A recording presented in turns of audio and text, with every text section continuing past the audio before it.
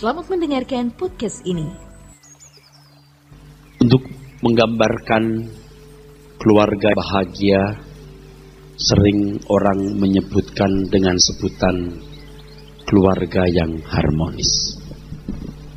Di pihak lain tidak jarang orang berasumsi bahwa kebahagiaan sebuah rumah tangga ditentukan keharmonisan hubungan antar anggota keluarga tersebut. Namun masalah yang kita mau serius persoalkan adalah apa sebenarnya yang dimaksud dengan keharmonisan itu. Keharmonisan. Kata ini berasal dari kata harmoni. Harmoni itu artinya selaras, serasi, atau sesuai. Keharmonisan berarti keselarasan, keserasian, dan kesesuaian. Keharmonisan hendak menunjuk keselarasan, keserasian, atau kesesuaian sebuah kumpulan dari bermacam-macam warna. Keserasian dari bermacam-macam bentuk. Harmoni juga bisa berarti keserasian, keselarasan, kesesuaian dari berbagai-bagai suara. Saudaraku sekalian, misalnya keharmonisan untuk warna. Sebuah lukisan yang terlukis dari bermacam-macam warna yang dipadu di atas kanvas menciptakan satu keindahan. Kalau di atas kanvas itu hanya ada satu warna, pasti tidak menjadi indah. Kalau dalam suatu ruangan tamu hanya ada kursi saja atau meja saja, jadi tidak harmoni. Demikian pula musik. Kalau suara musik hanya do saja, atau mi saja, atau sol saja, tidak enak didengar. Ketika saya belajar flute, selain saya belajar saksofon, saya juga belajar flute. Kalau untuk meniup satu nada supaya stabil harus ditiup lama. Tut. Sudah tahu? Seperti teko yang mendidih airnya. Tut. Istri saya pusing. Nggak enak dengernya. Apaan sih nih? Tapi kalau ada beberapa nada, bukan hanya tut, tapi juga tut tut tut tut tut tut tut tut tut tut. Jadi bagus. Demikian pula keluarga disebut harmonis apabila keluarga itu terdiri dari berbagai karakter, berbagai watak, berbagai hobi, peserta selera. Nah, keberagaman di dalam keluarga itu bukan kelemahan, saudara. Itu harus dipandang sebagai kekayaan, keindahan dari satu keluarga. Nah, jadi jika setiap anggota keluarga memiliki tujuan hidup yang benar, maka apapun dan bagaimanapun perbedaan yang ada pada mereka tidak akan menghancurkan kebutuhannya. Tetapi sebaliknya, sekompak apapun sebuah keluarga, tetapi kalau masing-masing memiliki tujuan hidup yang berbeda, maka hanya menunggu waktu keruntuhannya. Adapun tujuan hidup umat pilihan Tuhan tak lain hanyalah hidup dalam persekutuan dengan Tuhan dan dalam pengabdian kepadanya. Ini menjadi pilar utama, saudara. Ini menjadi pilar utama. Pasangan itu bisa datang dari suku bangsa yang lain, suku bangsa yang berbeda. Bisa datang dari latar belakang keluarga yang berbeda. Tetapi kalau memiliki tujuan yang sama, pasti menjadi indah. Demikian pula musik. Bermacam-macam nada. Tetapi kalau punya satu tujuan, misalnya mari kita nyanyikan lagu ini. bersama malaikat di surga. Jadi indah, saudara. Tapi kalau do mau bunyi sendiri, mi mau bunyi sendiri, fa mau bunyi sendiri, selesai, saudara. Saudaraku, dalam konseling pernikahan, ya, didapati alasan mengapa mereka menikah. Dan banyak di antara pasangan itu yang menjawab, kami cocok. Biasanya pengertian cocok bagi pasangan muda adalah kesamaan dalam banyak hal. Ya, kalau di infotainment itu ditanya, kami tanya, mengapa kamu mau sama dia? Wah, kami sudah belajar bersama, ternyata banyak kecocokan di antara kami, gitu ya. Banyak kesamaan. Dalam beberapa wawancara dengan selebritis di berbagai media, alasan menikah mereka karena mereka merasa memiliki banyak kesamaan. Namun beberapa tahun kemudian mereka ngotot mau cerai. Betul nggak? Hah, kok nggak ada amin ya? Betul nggak? Mau menikah bilangnya cocok, tetapi beberapa tahun kemudian mereka ngotot mau cerai. Jadi cocok di sini sering ditafsirkan atau diinterpretasikan sebagai serasi, selaras, sesuai. Dengan kata lain, harmoni. Enggak. Cocok ini ditafsirkan sama dengan serasi atau selaras atau sesuai. Dengan kata lain, harmoni. Harmoni itu beda dengan cocok. Perhatikan, merasa cocok belum tentu cocok benar. Merasa serasi, selaras, sesuai atau harmoni, padahal belum tentu benar-benar serasi, selaras, atau sesuai atau harmoni. Hanya merasa saja. Saudara, perbedaan dalam keluarga harus diterima sebagai kekayaan dalam rumah tangga, untuk melengkapi satu dengan yang lain sebagai teamwork yang kuat, menantang kehidupan dan tugas kehidupan itu sendiri. Apa tugas kehidupan? Mengabdi kepada Tuhan. Tuhan sendiri mengajarkan kepada kita, satu tubuh banyak anggota. Amin. Demikian pula dalam perjalanan hidup bersama pasangan suami istri. Ternyata mereka menemukan ketidaksamaan dalam banyak hal. Ketidaksamaan dalam selera makan. Ketidaksamaan dalam mendidik anak-anak. Dan lain sebagainya. Maka mulailah terjadi konflik. Kemudian mereka merasa bukan pasangan yang harmonis. Konflik-konflik yang berkepanjangan membuahkan kepahitan yang menjadi pemicu perceraian. Pasangan yang memahami kecocokan sama dengan kesamaan akan mengalami kesulitan dalam kehidupan. Pasangan yang memahami kecocokan sama dengan kesamaan akan mengalami kesulitan dalam kehidupan. Tetapi pasangan yang memahami keserasian adalah perbedaan untuk bersama mencapai tujuan akan lebih langgeng. Oleh sebab itu kesamaan tujuan hidup adalah pilar utama bangunan rumah tangga. Tali pengikat rumah tangga.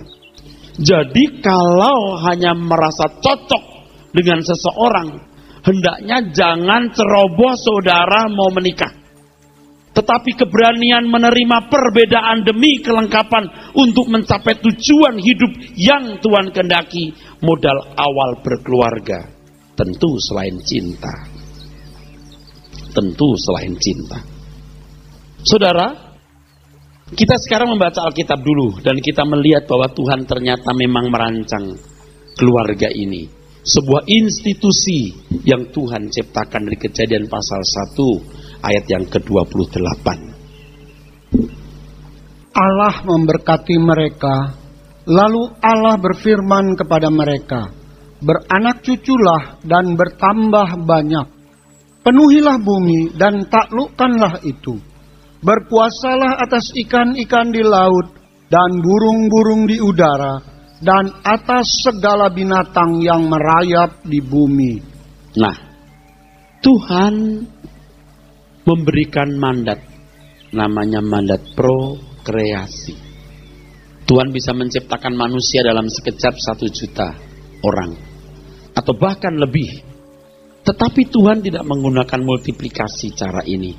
Tuhan menggunakan cara hidup berkeluarga tadi.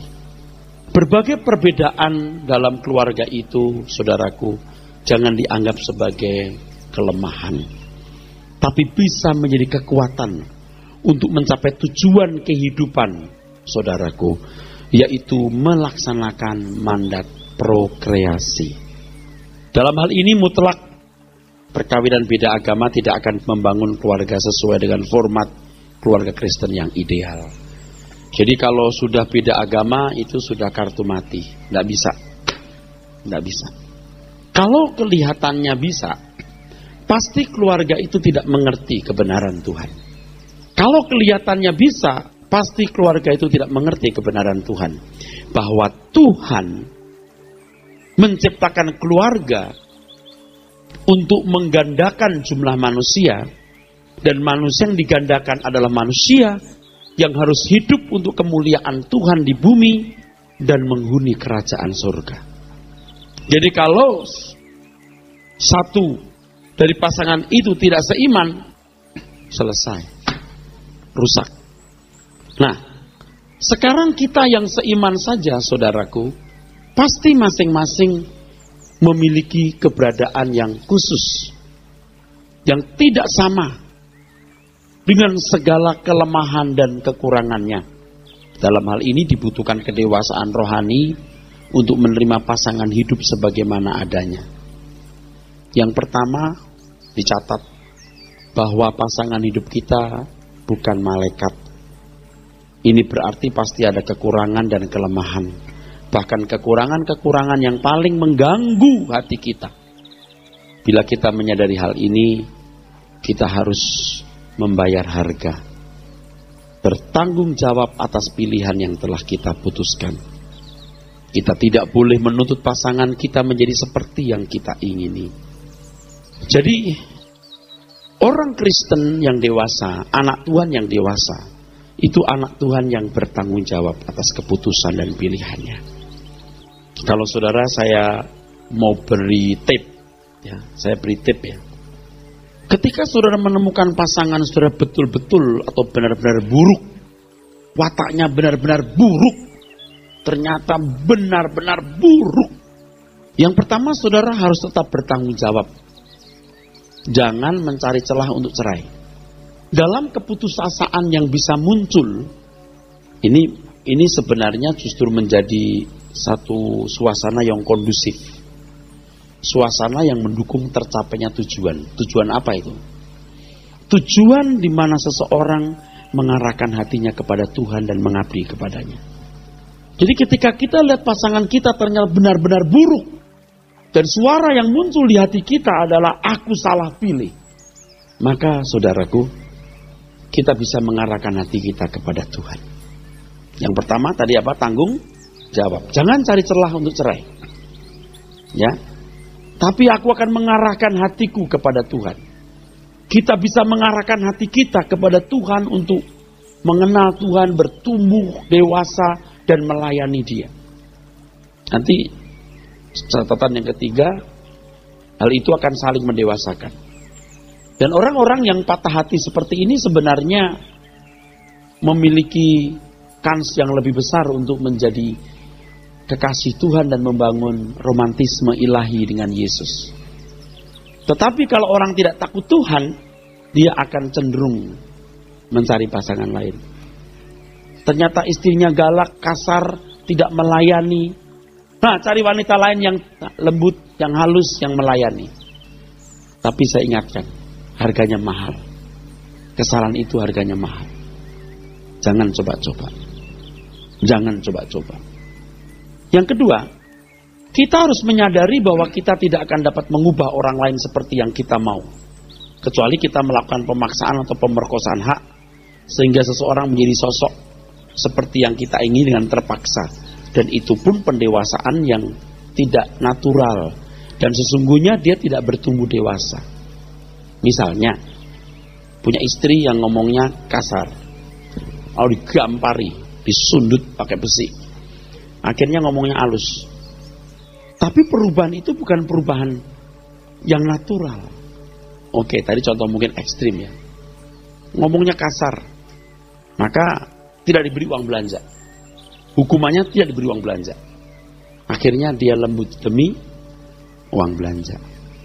Perubahan seperti itu perubahan terpaksa yang melahirkan benih dendam, kebencian, dan merasa diperlakukan tidak adil. Ini adalah bom waktu yang setiap saat akan meledak.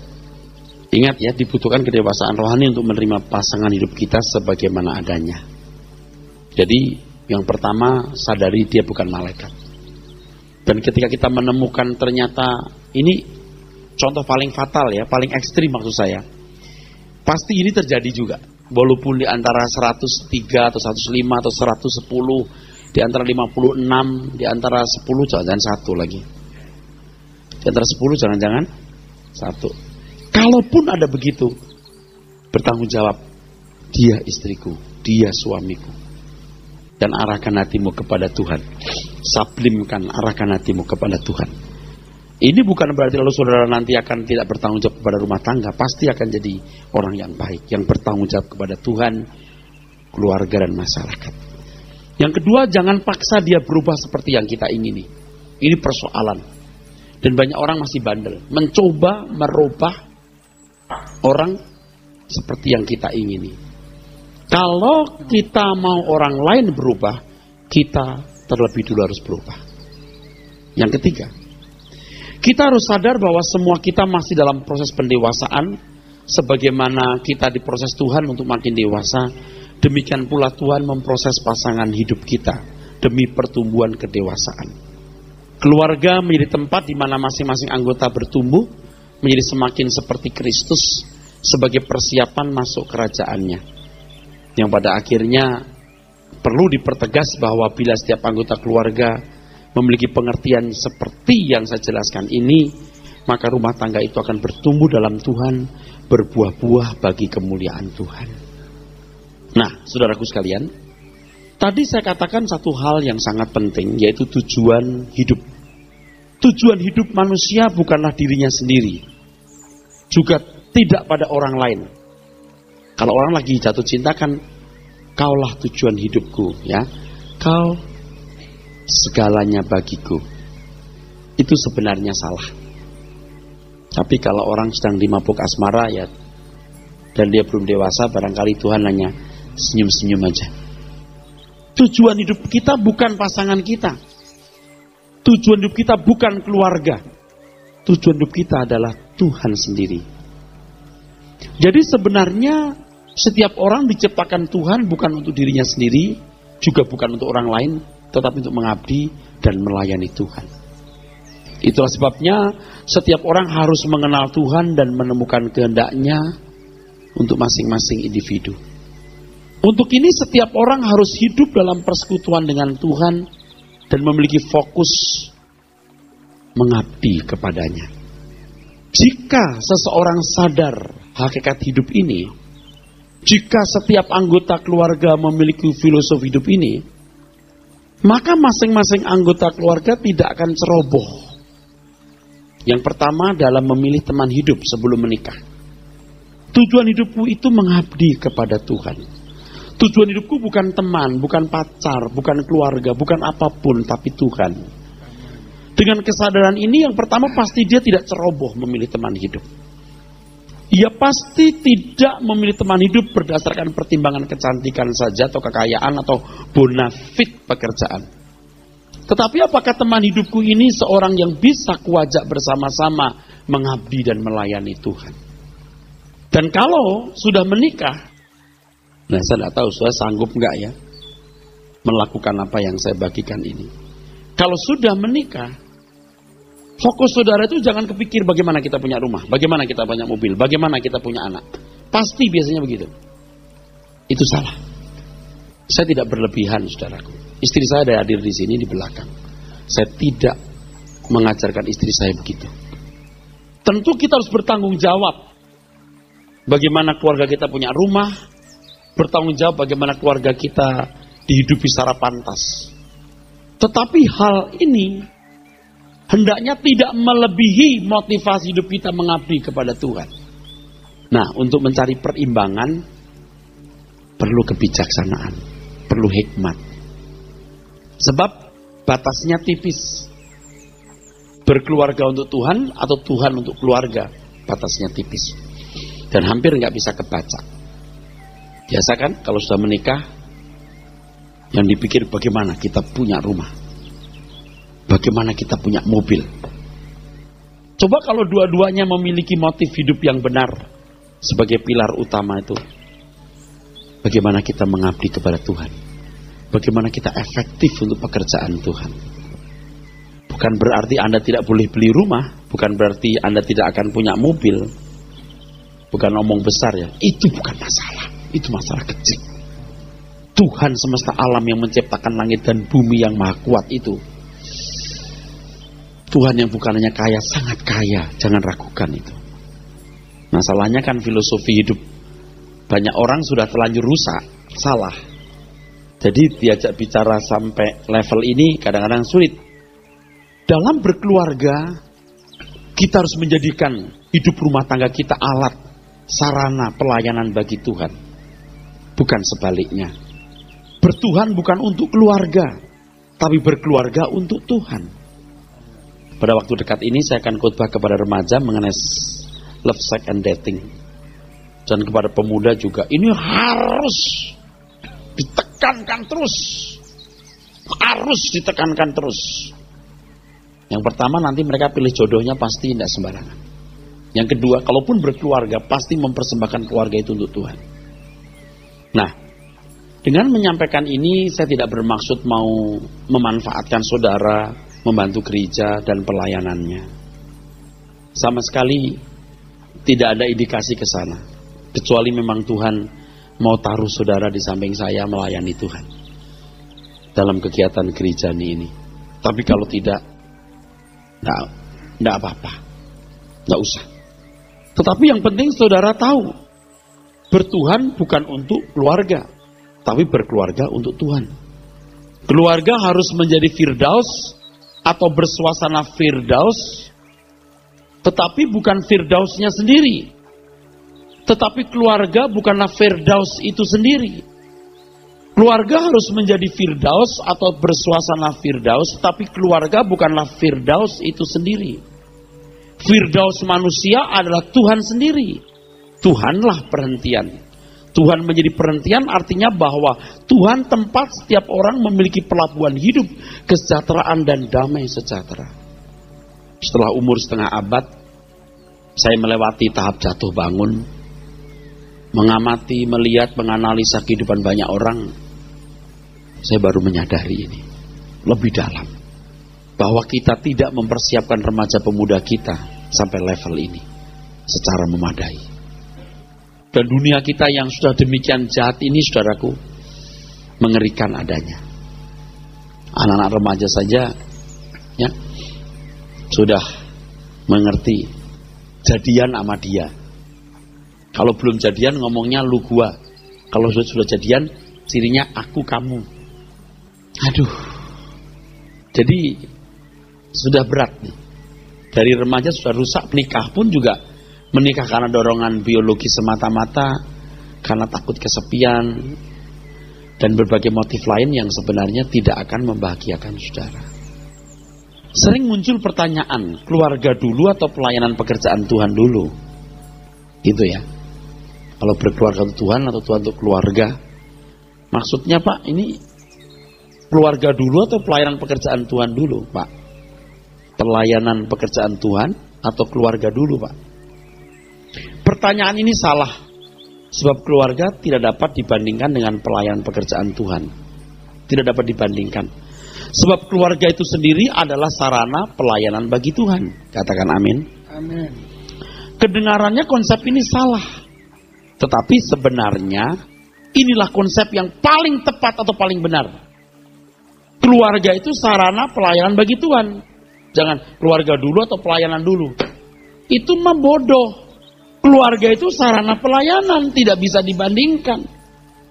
Tapi kenyataan yang kita jumpai hari ini, lebih banyak orang, bahkan hampir setiap orang membangun hidup, studi, karir, berpacaran, dan rumah tangganya untuk kesenangan sendiri atau sekedar memenuhi tugas kehidupan menurut hukum masyarakat.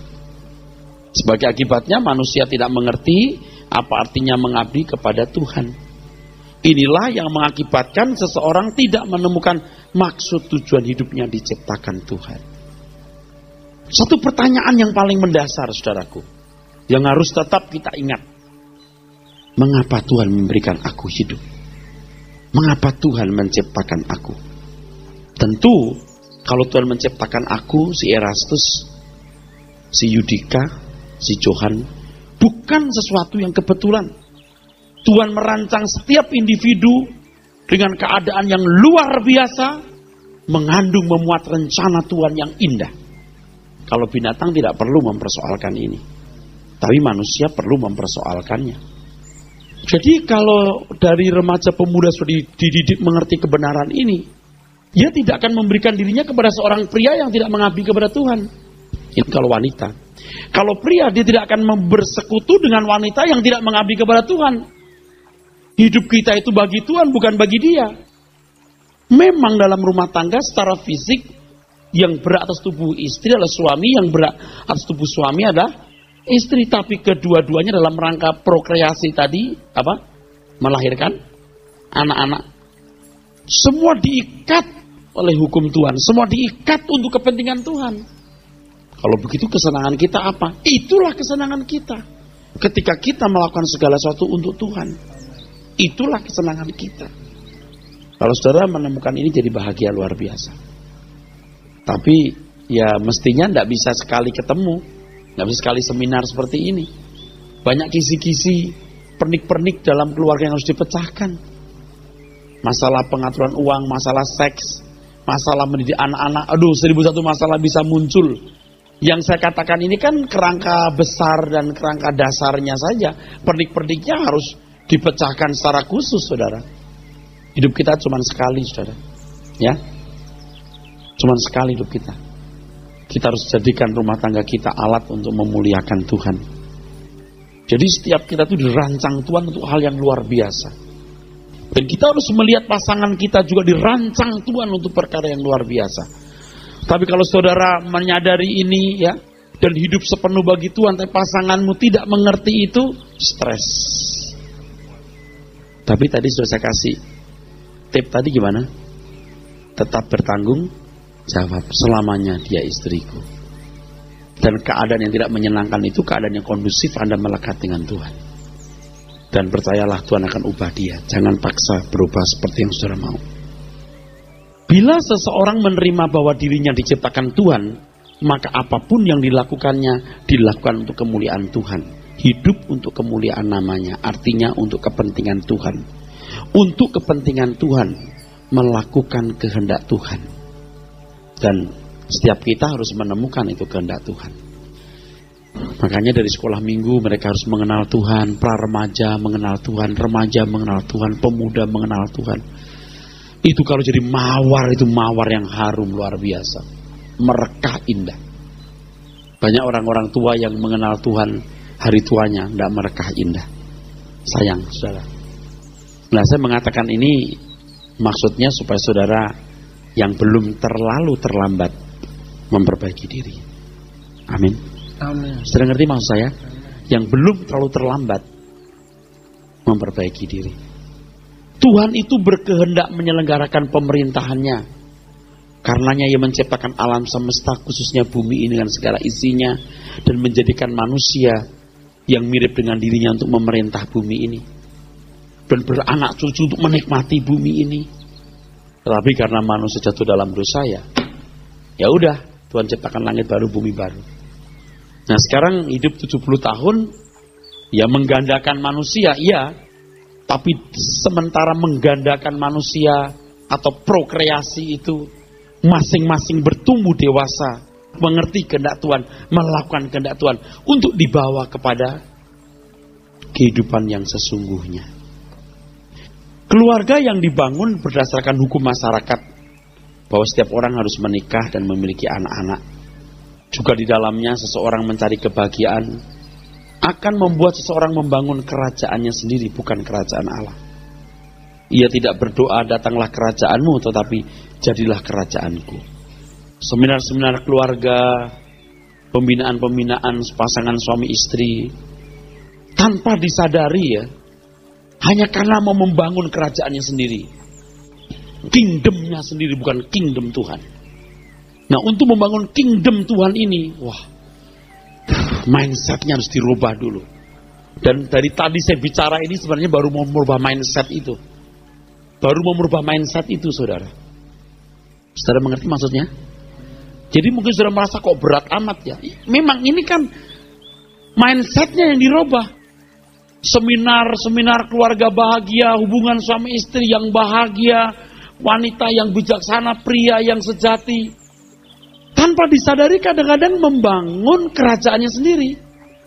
Kalau mindsetnya belum dirubah, di mana orang belum mematok tujuan hidupnya ke Tuhan, semua seminar-seminar itu hanya untuk membangun kerajaannya sendiri.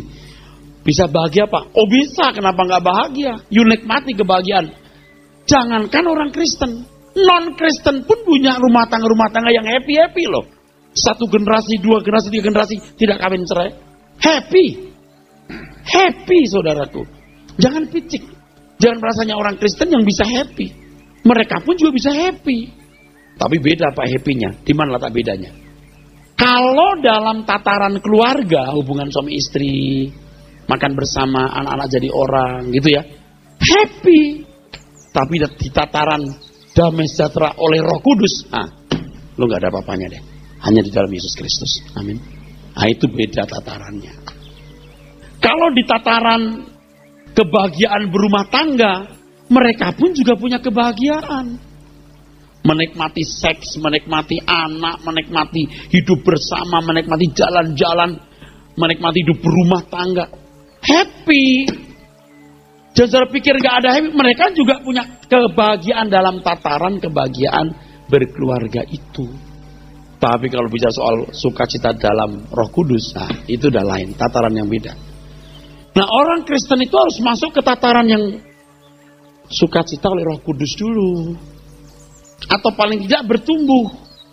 Menikmati kebahagiaan berumah tangga, tetapi juga dibangun, tapi juga membangun kedewasaan rohani, sehingga bisa menikmati damai sejahtera sukacita oleh Roh Kudus. Karena kerajaan Allah bukan soal makan dan minum. Jadi keluarga yang dibangun berdasarkan hukum masyarakat bahwa orang udah dewasa harus menikah, harus punya anak, dan menikmati kebahagiaan dalam keluarga itu ya. Itu membangun kerajaannya sendiri. Ia menjadi egois di mata Tuhan. Ia tidak mengendaki firdaus lain. Dia tidak mengendaki Tuhan sendiri sebagai kebahagiaan. Kalaupun bertuhan, hanya karena mau memanfaatkan Tuhan supaya Tuhan itu membahagiakan keluarga itu sesuai dengan tataran sukacita kebahagiaan berkeluarga. Nah, kalau begitu orang lain juga punya. Udah enggak usah pakai Tuhan juga punya deh. Tapi kebahagiaan kita harus kebahagiaan oleh Roh Kudus.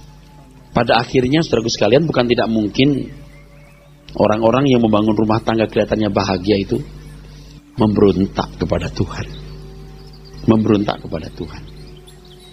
Oleh sebab itu, saya juga harus mengupas apa sih kebahagiaan itu sebenarnya. Nah, kebahagiaan berasal dari kata bahagia yang artinya keadaan atau perasaan senang dan tentram. Biasanya bebas dari segala yang menyusahkan. Kebahagiaan artinya kesenangan dan ketentraman hidup lahir dan batin. Kebahagiaan dalam kehidupan orang percaya berbeda dengan kebahagiaan dalam kehidupan orang yang tidak percaya. Orang percaya memiliki kebahagiaan bukan karena fasilitas dunia, tetapi karena Tuhan. Orang seperti ini harus melatih memiliki sukacita dalam Tuhan. Oleh karenanya, pembahasan kita hari ini harus berdiri di atas kebenaran firman Tuhan. Maksudnya, firman Tuhan yang menjadi tolak ukur, pola pikir, pola tindak kita. Nah, kalau kita belum dilengkapi dengan kebenaran-kebenaran yang ditulis Alkitab ini, lalu kita mau bicara soal keluarga yang bahagia, berat, stres pembicaranya. Karena saudara belum punya dasar. Tapi sementara saya ngomong dari tadi, saya memberikan dasar. Dalam Alkitab ya, kita menemukan tuntunan bagaimana memiliki kebahagiaan itu. Tuhan Yesus sendiri berkata, sukacita damai sejahtera ya. damai sejahtera yang kuberikan padamu atau kebahagiaan yang kuberikan kepadamu tidak seperti yang diberikan dunia ini. Beda. Gimana Pak bedanya? Tadi saya sempat singgung satu kalimat bahwa sukacita kebahagiaan dalam Tuhan itu kebahagiaan yang tidak ditentukan oleh fasilitas. Ekstrimnya saudara, ekstrimnya ya. Paulus tidak punya istri, tidak pernah menyesali. Paulus lajang, tidak pernah menyesali kelajangannya. Tidak merasa kurang. Oh, itu Paulus Pak, bukan kita. Oh ya. Maksud saya adalah bahwa ini bisa menjadi contoh, karena itu firman Tuhan dan kita mempercayainya, bahwa kebahagiaan kita adalah persekutuan dengan Tuhan dan pengabdian kita kepadanya. Persekutuan dengan Tuhan akan menghadirkan Tuhan yang memberi kebahagiaan yang melampaui segala akal. Nah, kalau saudara hari ini mungkin belum menghayati atau bahkan mungkin belum menerima, suatu hari mungkin saudara akan membuktikan. Tapi ketika saudara membuktikan nanti, mungkin terlambat. Artinya Anda nggak akan memiliki kebahagiaan itu. Ya, ketika saudara melewati pernikahan 3, 4, 5, 6, 7 tahun lalu, wah, kok begini aja ya? Apalagi ketika Anda di ujung maut, wah, kok begini aja ya? Nah, saudara di situ akan mulai sadar, tapi terlambat. Padahal ketika kita menikmati kebahagiaan sejak dini, kebahagiaan dalam Tuhan maksud saya, sukacita dalam Tuhan, maka apapun keadaan rumah tangga kita, mau makan apa, mau rumah di mana, mau istri gendut gimana, mau kurus gimana, semua jadi menyenangkan. Tapi kalau kebahagiaan kita bukan Tuhan, kebahagiaan kita itu istri misalnya, kalau lagi bulan madu bahagia, kalau sudah lewat bulan madu jadi bulan-bulanan. Apa kebahagiaan kita? Oh, menikmati suasana bahagia. Saya bukan nakut-nakutin saudara. Hidup ini tidak ideal. Yang dibayangkan punya rumah, gelak tawa. Itu nggak selalu begitu. Nggak selalu begitu. Nanti anak sakit, istri belum pulang kerja, suami keluar kota. Halo? Faktanya hidup itu begitu. Ini belum yang lebih tragis lagi, tapi nggak usah disebut ya. Faktanya hidup itu begitu. Ada, tapi jangan dialami ya. Ternyata istri mengidap kanker. Hidup gak hidup, mati gak mati. 3, 4, 5, 7, 10 tahun. Aduh. Itu suami ya. Baru nikah 3, 4 tahun cuman ngurusin bini yang belasan tahun dalam kondisi begitu. Kemesraan gak pernah, hubungan seks gak pernah. Istri bau karena kankernya itu sampai keluar di kulit. Saya pernah melihat ini kejadian.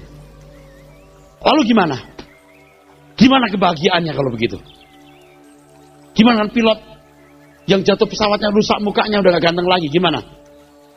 Ada yang lebih tragis dari ini, tapi tidak usah disebut ya. Tapi ini sudah terlalu tragis. Hidup itu tidak ideal. Jadi kalau kita jadikan istri kebahagiaan kita, aduh bahaya. Bisa kecewa kita. Suami kebahagiaanku bisa kecewa ketika kita melihat kelemahan kekurangannya atau bahkan kegagalannya. Tapi kalau Tuhan jadi kebahagiaan kita, maka semua akan membahagiakan. Nah, saudaraku sekalian, saya kira cukup segini dulu. Tuhan berkati. Amin.